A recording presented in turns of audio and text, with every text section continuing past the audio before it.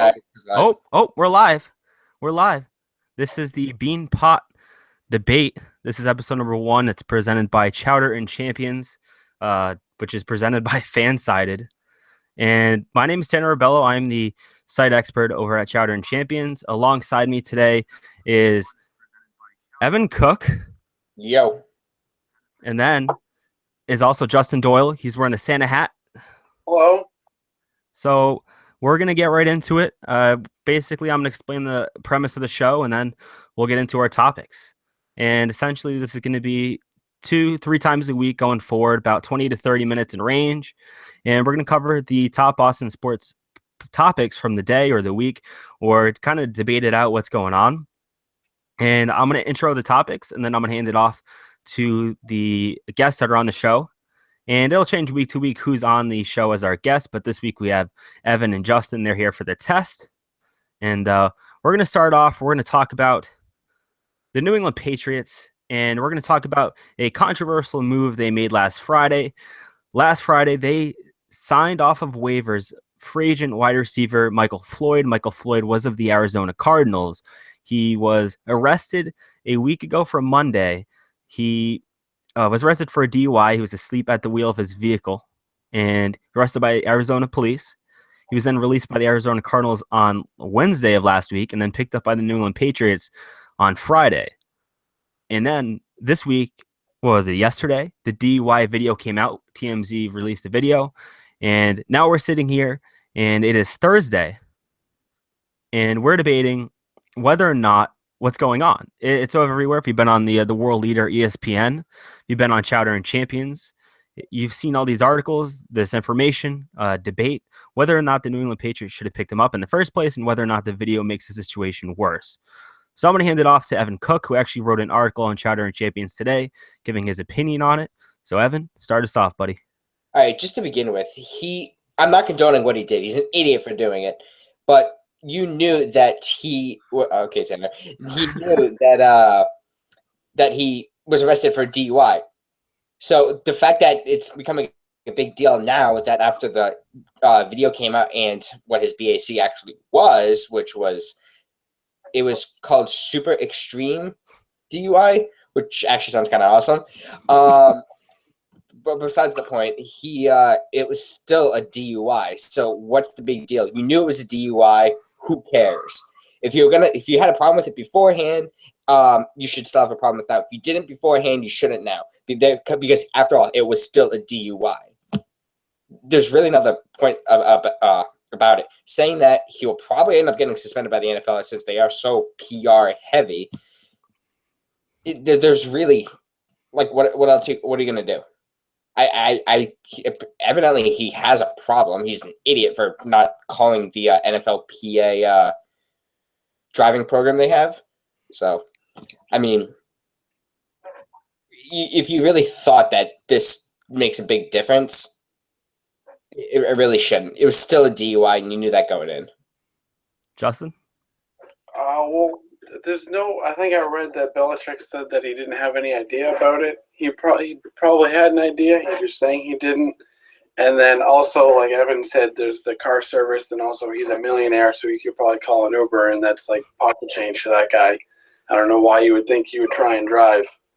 I think he said he only had one glass of wine, but then he blew a .2, which is ridiculous.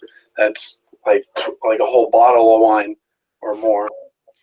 I think that's all I got. I mean, other than that, I don't know anything about him as a football player. Maybe he's good. The Patriots are down a wideout, so I guess it makes sense to pick one up. But other than that.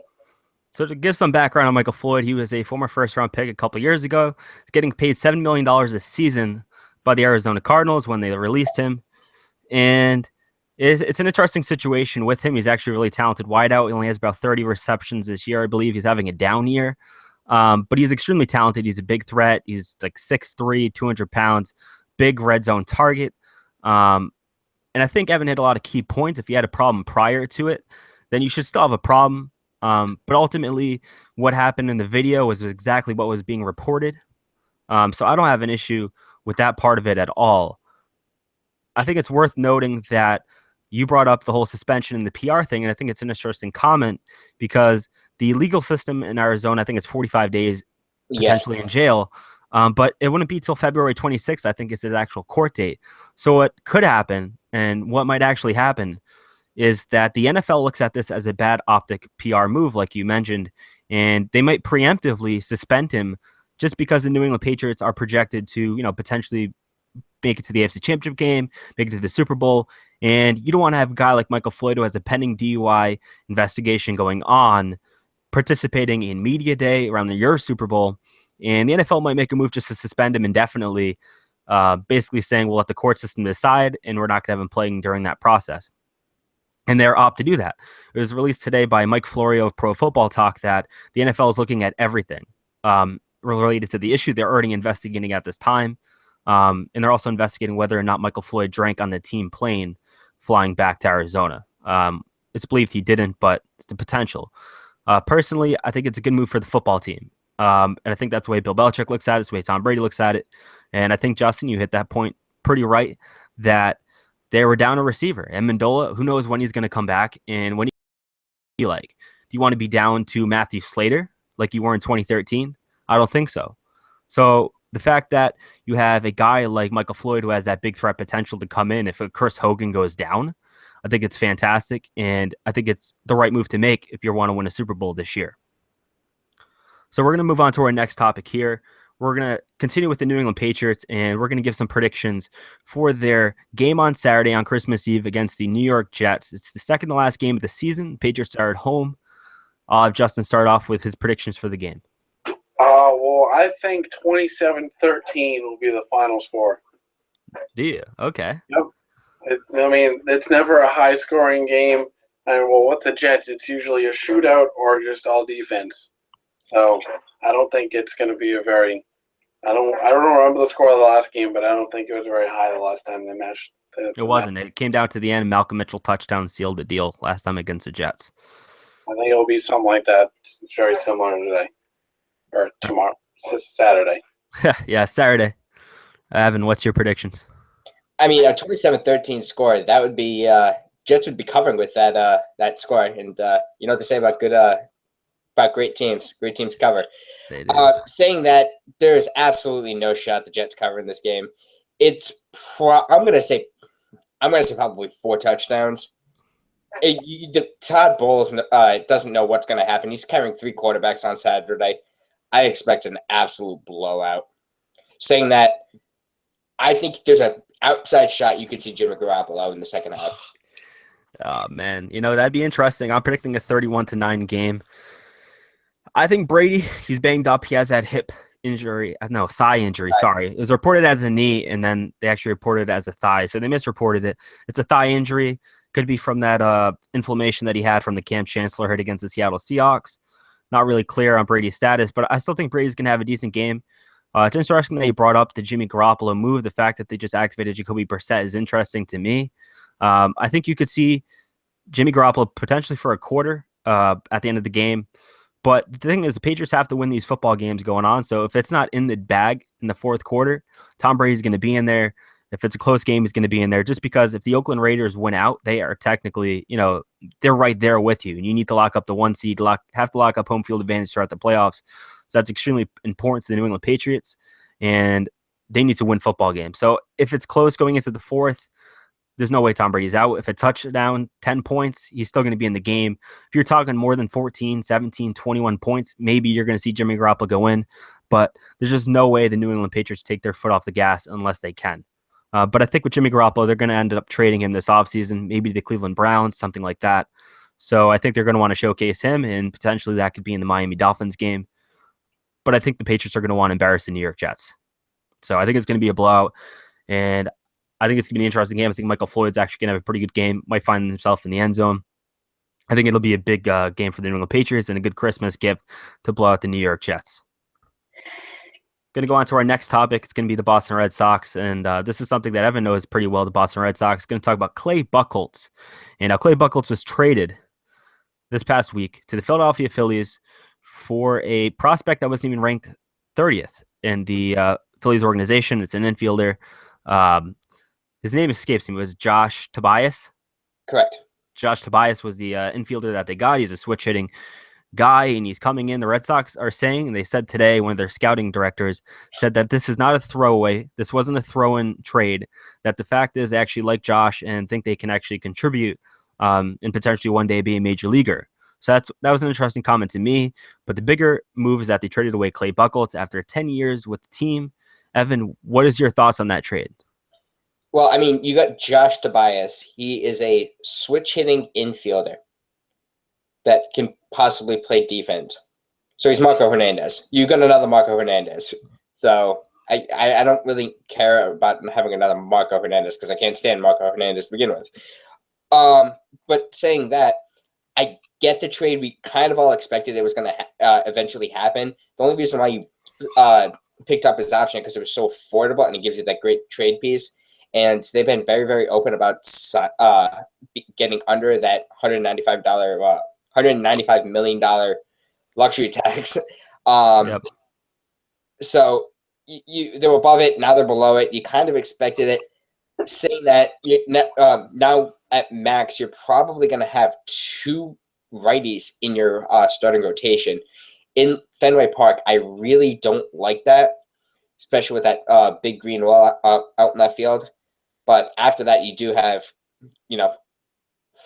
5 power throwing righties coming out of the bullpen. That could mess things up, especially if you're setting up to face lefties. Especially if you're setting up your lineup to face a left-handed pitcher later in the game, that could mess things up. But saying that, I mean, it's a good business deal, baseball deal. I feel like it's going to end up coming biting in the butt. You still don't know what you have with Stephen Wright. He could get hurt easily again. And Erod, you saw it last year. He could not come back from that injury. Then they sent him down to Pawtucket, then he came up and was fine. Justin, what's your thoughts on the trade of Clay Buchholz? Well, I've never really been a fan of the guy. I mean, I know he had that one no-hitter like 7 years in his ago. career, 10 years ago. Yep, that was forever ago. That was about his calling card. The Red Sox were like, "Oh, he can do it again. He can do it again," but he never did it. The kind of guy that it's a lot of mental games. He jammed his finger on a door. He's done for the season because he thinks his finger's broken. I don't think he was that good of a pitcher. I don't know anything about the guy that they got. I think he's a second baseman. Is that what he is, or is he just a utility guy? He's a second baseman by nature, but yeah, he's a utility guy essentially. Okay. And then the whole thing about them trying to get under the luxury tax, I understand that they don't want to have to pay it, but if they're trying to win the World Series, I don't think you'd really care about that because you're the Red Sox. You're one of the, teams in the league that has the most money ever in the league behind the Yankees. If you want to win the World Series, when you want to just pay the luxury tax and deal with it. No kidding. I think that's a really excellent point.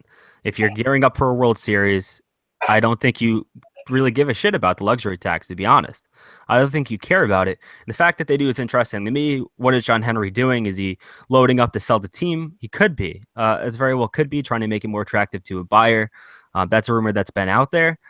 Personally, with Clay Buchholz, I always had a problem with the guy because he's not mentally tough, but he's had stretches. You'll have a stretch of 7, 10, 13 starts like he had in 2013 when he was a Cy Young contender until he went down with an injury. He always has these periods of elite runs, and every year they tell you that Clay Buchholz has the best stuff on the team. The fact is he just can't put it together long enough to be a viable long-term option at starter.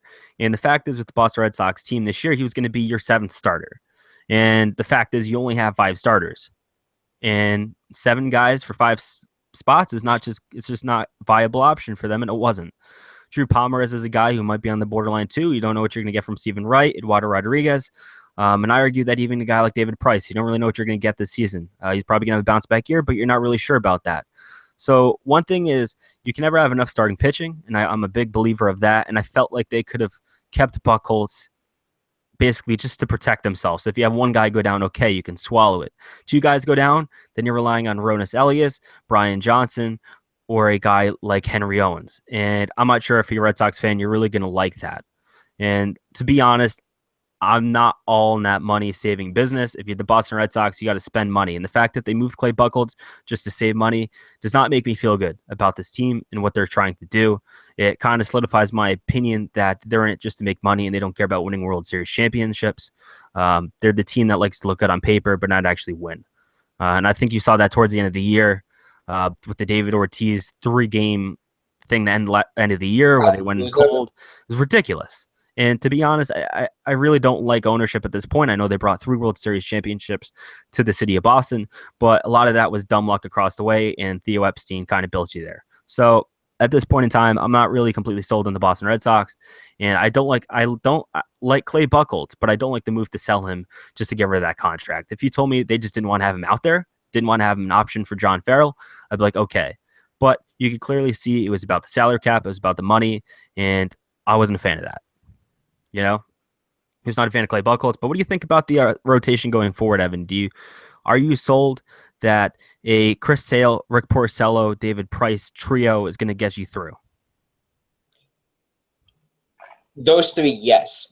But after that, there's so many question marks. Again, with Stephen Wright, he came back from he had a pretty bad shoulder injury because Farrell's an idiot. And he's out of shape. But yeah, I know what you're saying. Should have been that situation. But even he was still out of shape and he was still pitching damn good for the entire year. He was an all-star. Yeah, he was. Any way you want to look at it. But you have, after him, you're probably going to, I'm going to assume that Stephen Wright's in the rotation just because he's the righty. You're going to want to put an extra righty in that rotation.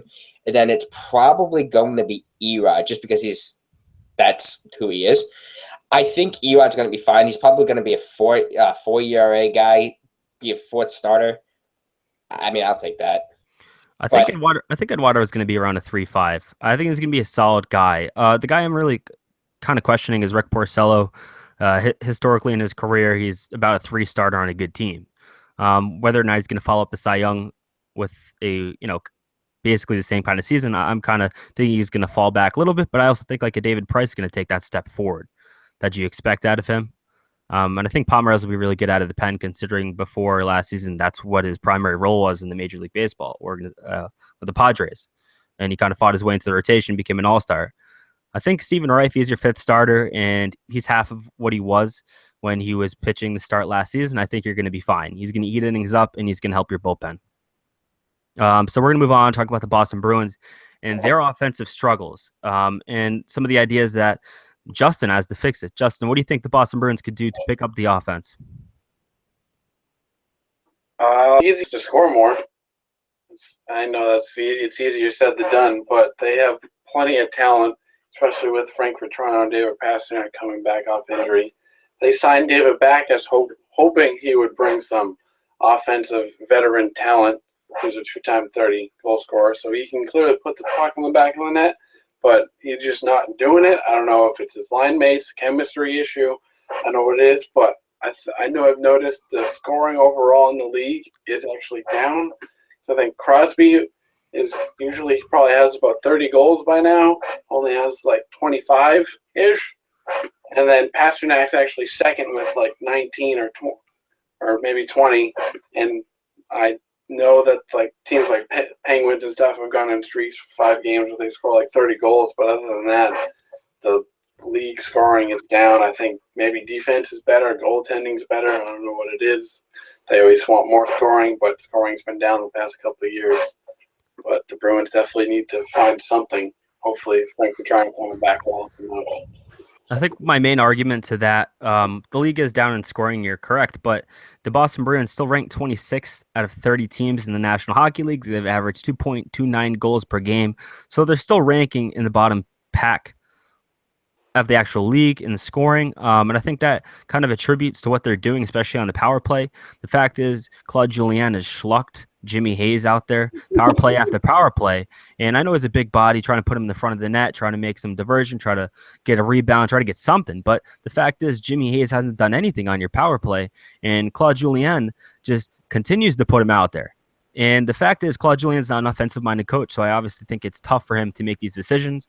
I think it's more than just David Backes, although I agree with you, he's definitely not contributing to what you thought.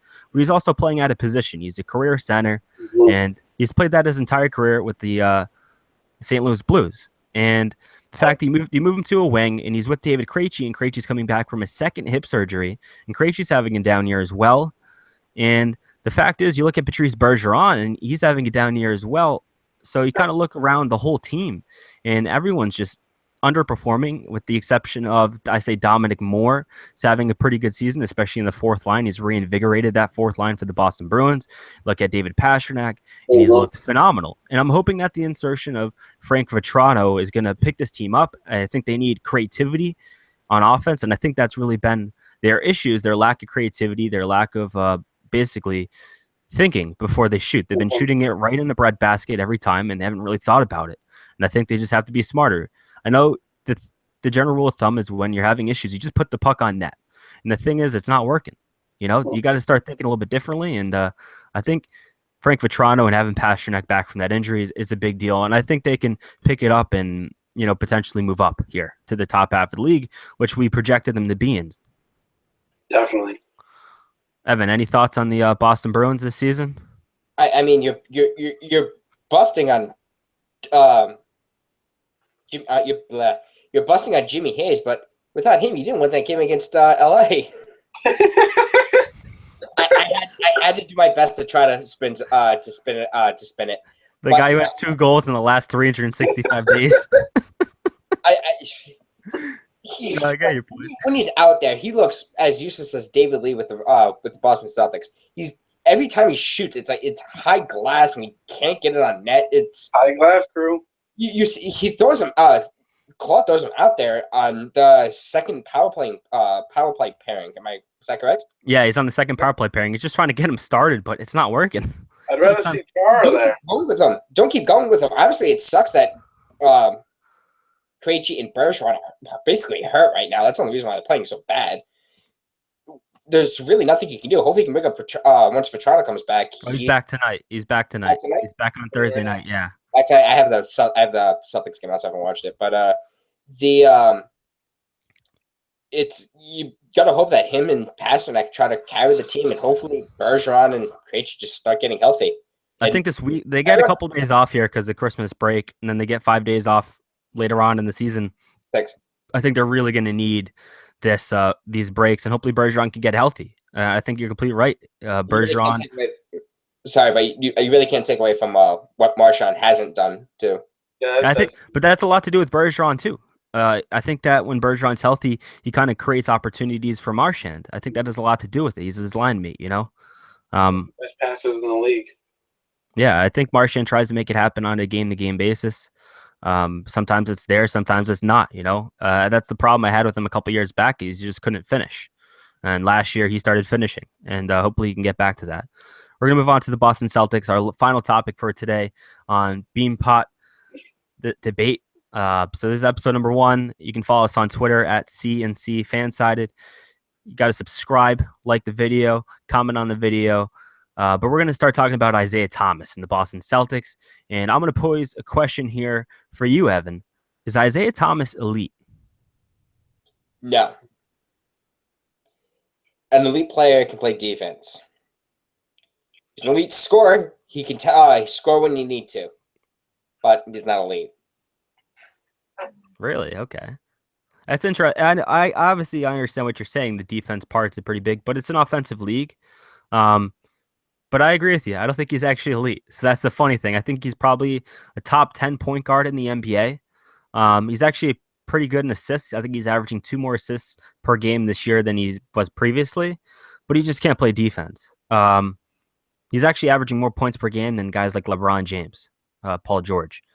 He ranks, I think, 8th or something like that, top 10 in scoring in the NBA so far this season. He had his career high, 44 points the other night.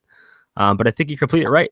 The guy just cannot play defense, and he's a liability. And you'll often see him score 26, 28 points, and his plus minus is either just above plus or it's in the negative.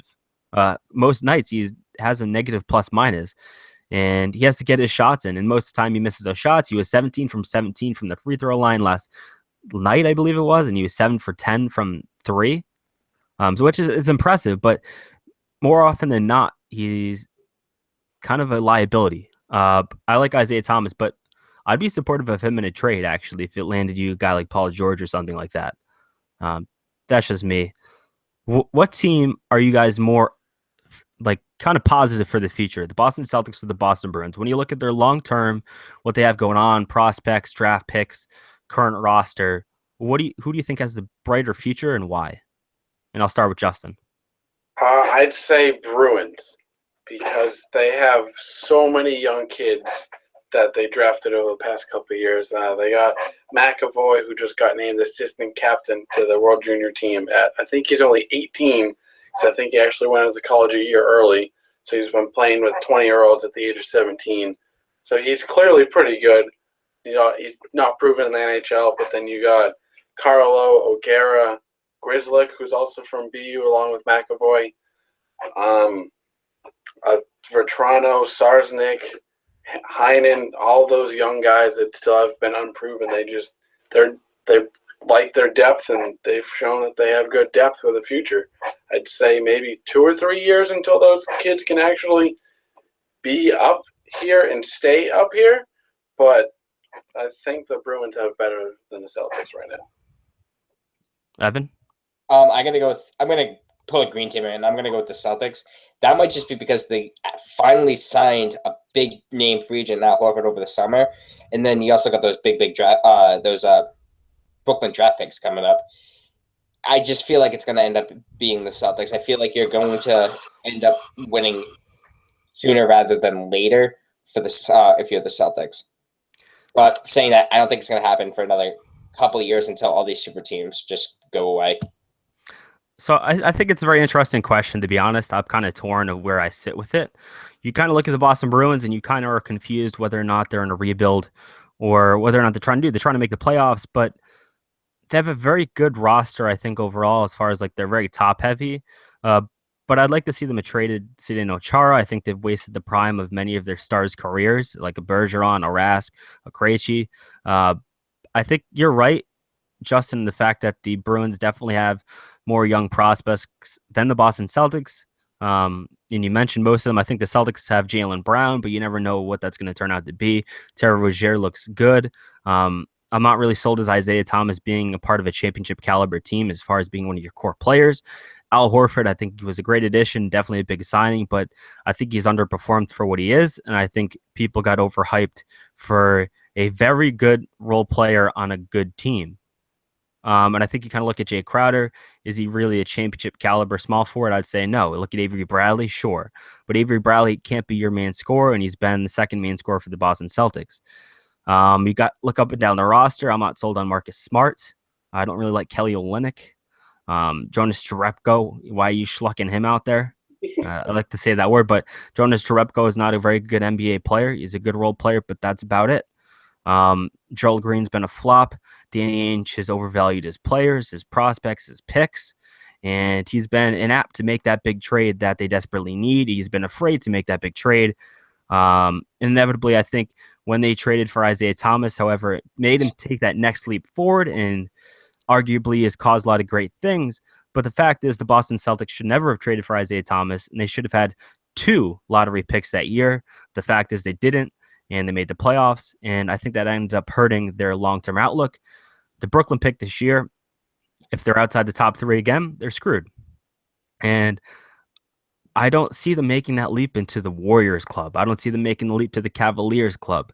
And the fact is, when they make that leap, you're going to want to pay Isaiah Thomas max contract money that he's not worth. You're not going to want to pay that. And you're never going to land that big name free agent. You're not going to get Russell Westbrook to come here. So I agree with you, Justin. The Boston Bruins have a better long-term outlook. However, I'm not sold on Cam Neely or Don Sweeney's leadership. So a lot of issues for Boston sports. So thanks for joining us here on Beanpot Debate. This is episode number 1. My name is Tanner Abello. Alongside me today was Evan Cook, Justin Doyle. Follow us on Twitter, follow us on Facebook, like, subscribe, and tune in next week. Probably going to have an episode next Wednesday or something like that for the next Beanpot Debate. But for now, we're signing off. Thank you, and have a Merry Christmas or Happy Holidays, whatever you celebrate. Merry Christmas. Have a Merry Christmas. Merry Christmas. I'll say Happy Holidays.